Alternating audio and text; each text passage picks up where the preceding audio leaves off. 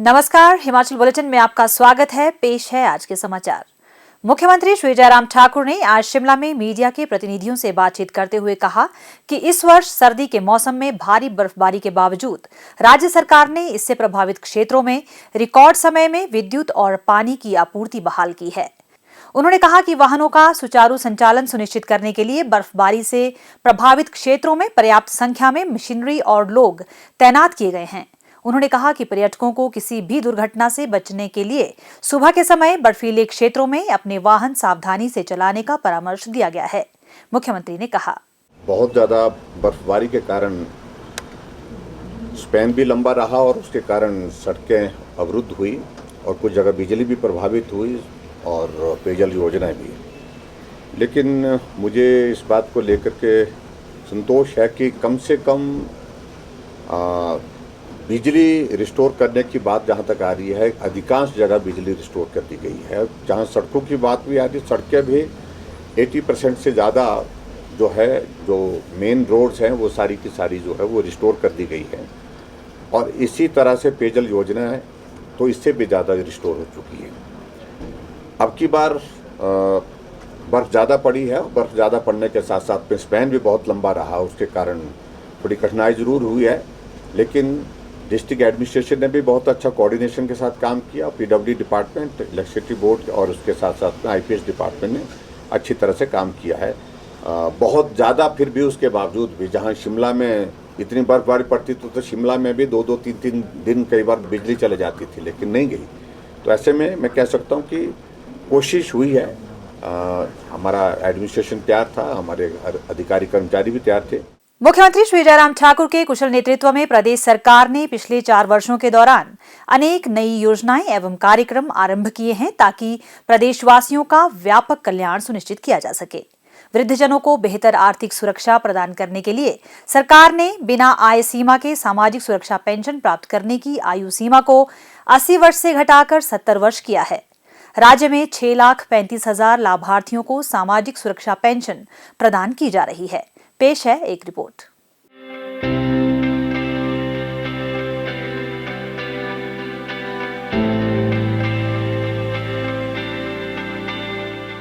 मुख्यमंत्री जयराम ठाकुर इस बात को अच्छी तरह से समझते हैं कि बुजुर्गों के कारण ही हमारा अस्तित्व है, इसलिए वह इनके मान सम्मान का पूरा ख्याल रख रहे हैं। तभी तो उन्होंने मुख्यमंत्री बनने पर पहला फैसला बुजुर्गों के हित में लिया।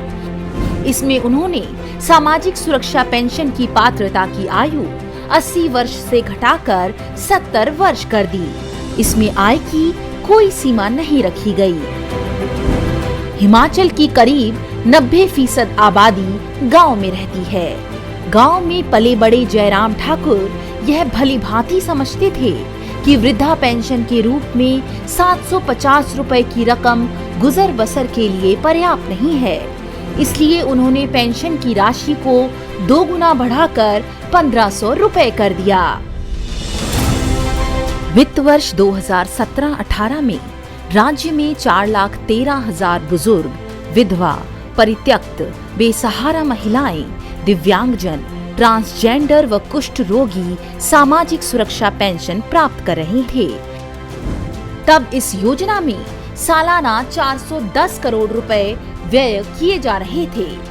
वर्ष 2021-22 में लाभार्थियों की संख्या बढ़कर 6,35,000 हो गई, जिससे सरकार का खर्च बढ़कर 929 करोड़ रुपए हो गया। इस साल इस मद में 1037.72 करोड़ रुपए का प्रावधान किया गया है। पिछले 4 साल में 2,22,000 नए लोगों को पेंशन मंजूर की गई। वर्ष 2021-22 के बजट में स्वर्ण जयंती नारी संबल योजना पेश की गई थी। इसके तहत 65 से 69 वर्ष की आयु वर्ग की महिलाओं को बिना किसी आय सीमा के सामाजिक सुरक्षा के दायरे में लाने का निर्णय लिया गया था। स्वर्ण जयंती नारी संबल योजना में करीब 44,000 पात्र महिलाओं को 1,000 रुपए प्रति माह पेंशन प्रदान की जा रही है। इस मद में 55 करोड़ रुपए व्यय किए जा रहे हैं। इस प्रकार समस्त श्रेणियों के लगभग 6,35,000 लोगों को सामाजिक सुरक्षा पेंशन का लाभ प्रदान किया जा रहा है। इस तरह मौजूदा सरकार के कार्यकाल में पेंशन की सुविधा प्राप्त करने वाले लोगों की संख्या में करीब 2,22,000 का इजाफा हुआ है। सामाजिक सुरक्षा के एवज में सरकार का सालाना खर्च बढ़कर 929 करोड़ रुपए तक पहुंच गया है। हिमाचल सरकार, बुजुर्गों का बढ़ा सम्मान। राज्य सरकार ने वर्ष 2022-23 के लिए राज्य बजट तैयार करने की प्रक्रिया आरंभ कर दी है। बजट को और अधिक लोक केंद्रित बनाने के उद्देश्य से इसमें समाज के विभिन्न हितधारकों की सहभागिता तथा विचारों का समावेश आवश्यक है। इसीलिए सरकार ने आम जनता, उद्योगों, व्यापारिक तथा कृषक संगठनों से बजट के लिए सुझाव आमंत्रित किए हैं। बजट के लिए सुझाव 15 फरवरी 2022 तक budgetidea.hp@gmail.com पर ईमेल किए जा सकते हैं। इन्हें पत्र के माध्यम से अतिरिक्त मुख्य सचिव वित्त के कार्यालय को भी भेजा जा सकता है। बजट के लिए सुझाव राजस्व प्राप्ति में वृद्धि, व्यय नियंत्रण तथा अन्य संबद्ध मामलों पर दिए जा सकते हैं।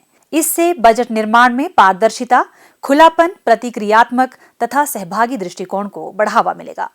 स्वास्थ्य एवं परिवार कल्याण विभाग द्वारा दोपहर 2 बजे जारी बुलेटिन के अनुसार प्रदेश में कोरोना संक्रमण की जांच के लिए आज 423 लोगों के सैंपल लिए गए, जिनमें से 19 लोगों की रिपोर्ट नेगेटिव पाई गई है, जबकि 398 लोगों की रिपोर्ट आना बाकी है।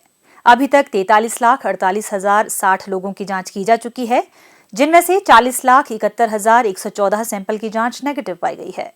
प्रदेश में कुल 2,76,544 लोगों में कोरोना वायरस के संक्रमण की पुष्टि हुई है, जिनमें से 2,67,646 लोग इस बीमारी से ठीक हो चुके हैं और 4,848 व्यक्ति उपचाराधीन है। हिमाचल बुलेटिन देखने के लिए सब्सक्राइब करें YouTube channel IPR Himachal, follow करें ट्विटर @DPRHP, लाइक करें Facebook page information and public relations department Himachal Pradesh, visit करें वेबसाइट www.himachalpr.gov.in। इस अंक में इतना ही। कल फिर होगी मुलाकात। दीजिए इजाजत। नमस्कार।